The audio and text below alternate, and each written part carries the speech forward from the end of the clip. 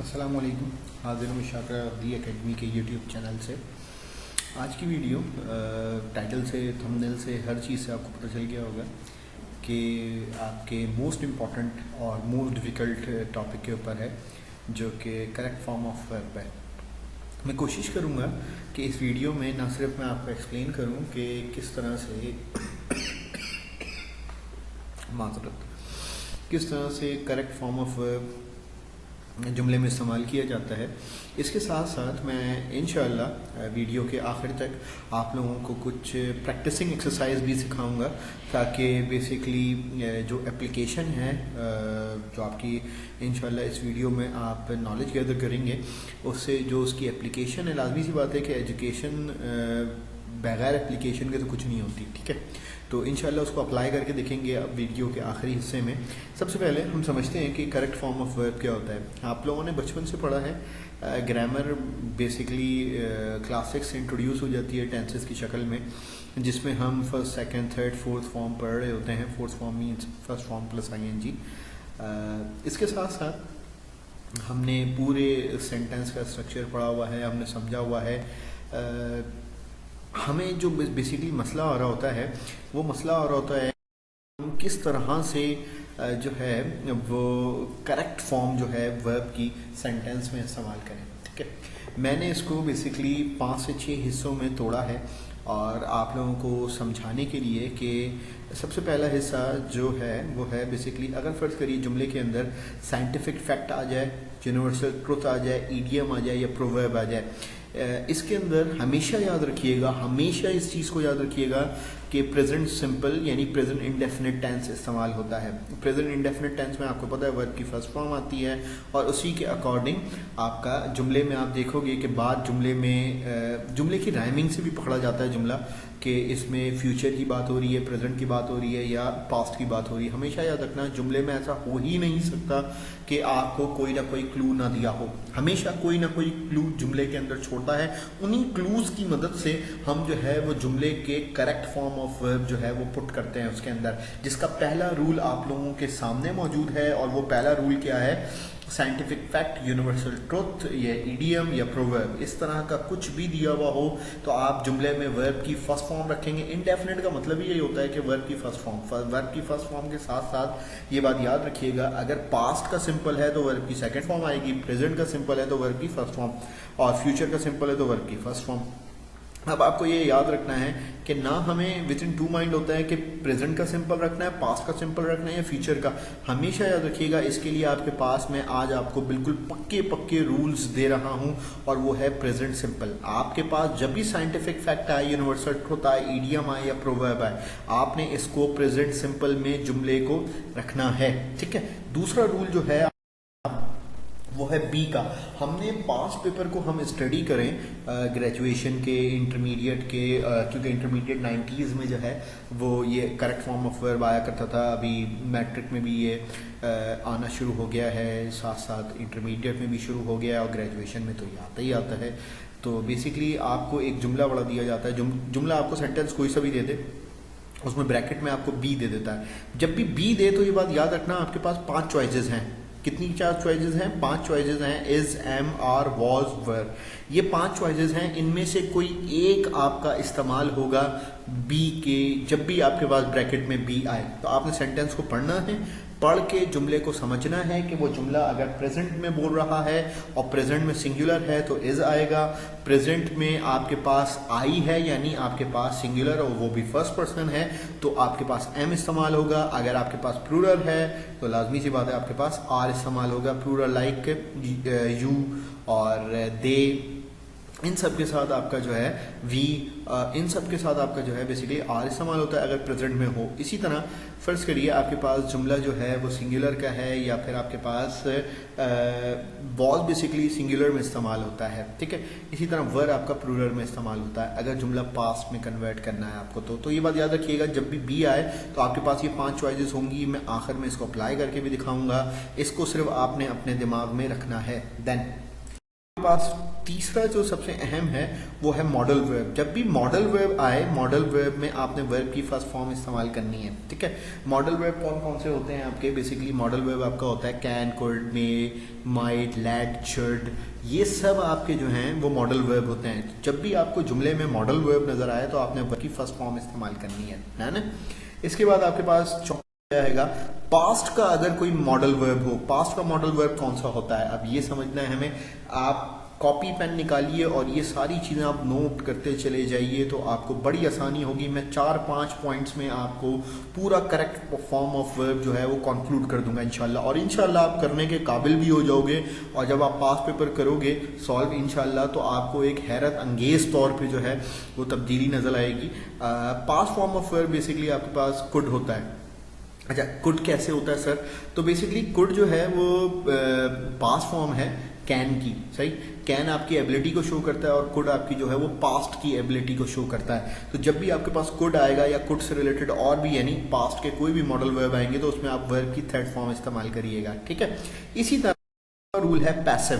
Passive में भी आपके पास जो है वो वर्ब की थर्ड फॉर्म इस्तेमाल होती है। ये चीज अपने दिमाग में रखना बेटा कि किसी भी सेंटेंस में यानी कोई सेंटेंस पैसिव का आपको लगे तो उसमें आपको पता ही है एक्टिव पैसिव आपने प्रैक्टिस की होगी, नहीं की तो हमारे चैनल पे मौजूद है, वीडियो देखिए, समझिए और उसकी प्रैक्टिस कीजिए, ठीक है। जब भी आपको पैसिव जुमला दिया हुआ हो तो उसमें आपको वर्ब की थर्ड फॉर्म ही इस्तेमाल करनी होती है।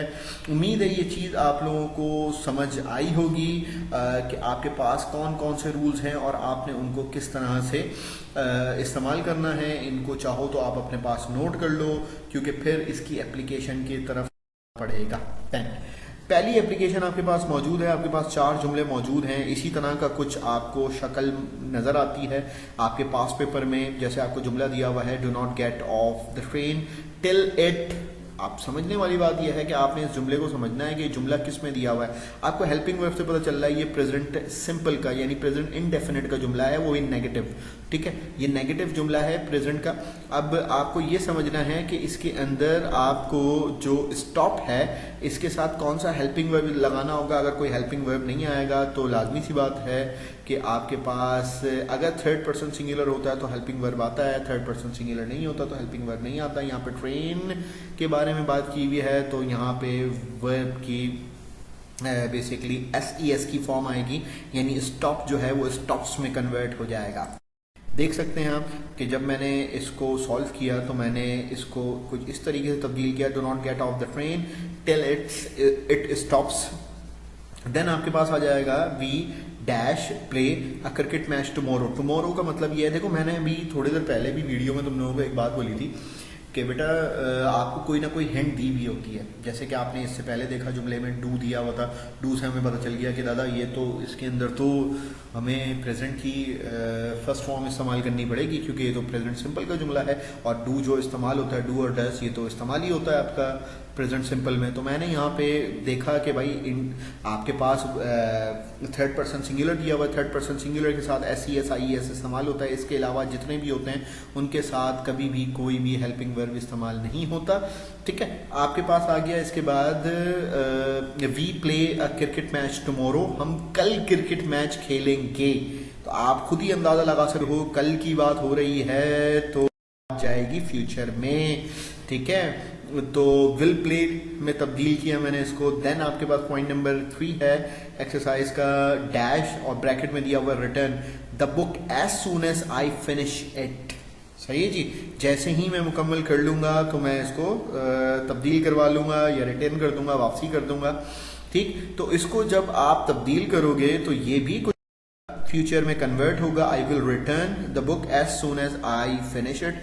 आप जब इसको उर्दू में तर्जुमा करोगे और इसकी राइमिंग करोगे तो आपको उससे भी अंदाजा हो जाता है और साथ साथ आप देख सकते हो कि ये जुमला आपका फ्यूचर में ही बैठ रहा था तो आपको अंदाजा हो जाता है कि भाई ये फ्यूचर में ही बैठेगा। फिर आपके पास आप खुद ये देख सकते हो, ये है ही डैश, डैश में आपके पास वेट है for a train in an empty junction. अब खुद आप अंदाजा लगा लो, ही वेट को मैं किस में कन्वर्ट करूं, फर्स्ट पर्सन में, फर्स्ट फॉर्म में रखूं, सेकंड फॉर्म में रखूं, थर्ड में रखूं या फोर्थ में रखूं। सबसे पहले जुमले को देख लेते हैं। वो इंतज़ार कर रहा है एक एम्प्टी जंक्शन पे, मतलब लाजमी सी बात है ट्रेन का इंतजार कर रहा है वो एम्प्टी जंक्शन पे, तो आप खुद अंदाजा लगा लो वो कर रहा है, तो ये लाजमी सी बात है कि वेटिंग में कन्वर्ट होगा। सही है। उसके साथ साथ इस्तेमाल होगा he was waiting for a train in an empty junction. Done है जी। इसके बाद आ जाते हैं अपने पांचवें जुमले की तरफ। He want to become an army officer. अब लाजमी सी बात है ये जितने भी चाहत वाले जुमले होते हैं, मतलब जिसके अंदर आप वॉन्ट वॉना भी टाइप जुमले होते हैं, तो इसके अंदर हमेशा याद रखना कि आप तरीके से तब्दील करना पड़ेगा, जहाँ पे आपने प्रेजेंट सिंपल में इस तरह के जुमलों को रखना पड़ता है। ठीक है। तो जब भी आपको प्रेजेंट सिंपल में रखना हो तो सब्जेक्ट की तरफ जाओ। सब्जेक्ट अगर थर्ड पर्सन सिंगुलर है, थर्ड पर्सन सिंगुलर क्या होता है? थर्ड पर्सन सिंगुलर आपका ही, शी, इट और एनी नाउन। कोई भी नाउन आपका, लाइक कोई भी नाम हो गया या कोई भी बेजान चीज़ या जानदार चीज़ हो गई, वो बेसिकली आपका जो है वो थर्ड पर्सन सिंगुलर होता है। थर्ड पर्सन सिंगुलर अगर मौजूद हो तो आपका वर्ब के साथ SES और IES इस्तेमाल होता है, जैसे यहाँ पे इस्तेमाल हुआ। ठीक है। तो कोई भी ऐसा वांट टाइप जुमला आए तो ये बात याद रखना कि want to become a doctor, want to become an army officer, want to become a teacher. तो मतलब इस तरह का कोई भी चीज़ हो जो वानाबी टाइप हो तो उसके अंदर आपने हमेशा प्रेजेंट, मतलब सादा जुमला रखना है प्रेजेंट सिंपल का। ठीक है। फिर राजा गो टू मार्केट येस्टरडे। अब येस्टरडे से पता चल रहा है कि ये पास्ट का जुमला है, तो मुझे इसको पास्ट में कन्वर्ट करना पड़ेगा, तो ये पास्ट सिंपल में कन्वर्ट होगा। पास्ट सिंपल में जब भी आप कन्वर्ट करते हो तो ये बात याद रखिएगा कि आपका से चेंज होता है कि आपके पास वर्ब की सेकंड फॉर्म आती है। गो की सेकंड फॉर्म वेंट होती है और थर्ड फॉर्म गॉन होती है, तो हमने इसको वेंट में तब्दील कर दिया। राजा वेंट टू मार्केट येस्टरडे। सही है जी। गुजरे हुए कल है उसकी बात की जा रही है, इसीलिए यहाँ पे वेंट आया। अगर ये टुमारो लिखता तो लाजमी सी बात है कि विल गो, क्योंकि विल गो इसलिए लिखता मैं क्योंकि वर्ब की फर्स्ट फॉर्म और फ्यूचर सिंपल में इसको कन्वर्ट करता तो विल आता उसमें। ठीक है। आई complete my homework just now. Just now का मतलब ये है कि आपका इस तरीके से तब्दील होगा कि I have completed my homework just now, मतलब ये परफेक्ट में तब्दील हुआ, और वो भी कौन से परफेक्ट में तब्दील हुआ? प्रेजेंट परफेक्ट में। अगर ये पास्ट का बात बोल रहा होता किसी भी काम के हो चुके होने की या हो चुका था समथिंग, तो उसमें आपके पास हैड कंप्लीटेड आता। ठीक है जी। इसके बाद आ गया साइम। अब यहाँ पे दोबारा देख सकते हो आप बी आया है। जब भी आपके पास बी आता है तो बी का असूल मैं आपको बता चुका हूँ, या इज आएगा या एम आएगा या आर आएगा या आपका वॉसवर आएगा। तो यहाँ पे आप देख सकते हो बिल्कुल सादा सा जुमला है, इसके अंदर कोई एज सच कोई प्रेजेंट या पास्ट को इंडिकेट नहीं कर रहा, तो ये आप प्रेजेंट में ही रखोगे इसको। और साइन बी की जगह आपके पास आ जाएगा इज, क्योंकि सिंगुलर बंदा है तो इज आएगा, प्लूरल होता तो आर आता। ठीक है। और अगर मैं अपनी बात कर रहा होता, आई लिखा हुआ होता, तो यहाँ पे मैं एम लिख। ये देख सकते हो आप, कुछ इस तरह से शक्ल आ गई इसकी। फिर Maggie buy a new car. अब आपने यहाँ पे देख रहे हो कि ये एक आपको कोई भी नेचुरल सा जुमला दे दे तो ये बात आप कुछ इसी तरीके से कन्वर्ट करते हो कि यहाँ जैसे कि आपको दिया हुआ है परफेक्ट का जुमला, कोई भी चीज़ उसने ख़रीद ली, कोई भी चीज़ बेच दी या कुछ भी है, तो उसमें आप पास्ट परफेक्ट में कन्वर्ट, सॉरी माजरत के साथ प्रेजेंट परफेक्ट में कन्वर्ट करोगे। प्रेजेंट परफेक्ट में हैज़ और हैव इस्तेमाल होता है, वर्ब की थर्ड फॉर्म, देन आपका जुमला कन्वर्ट हो चुका है। इंशाल्लाह आपके लिए वीडियो बहुत हेल्पफुल रही होगी। इंशाल्लाह इसके मज़ीद पार्ट आपको हमारी प्लेलिस्ट में मिलते रहेंगे। तब तक के लिए इजाज़त दीजिए। अस्सलाम वालेकुम।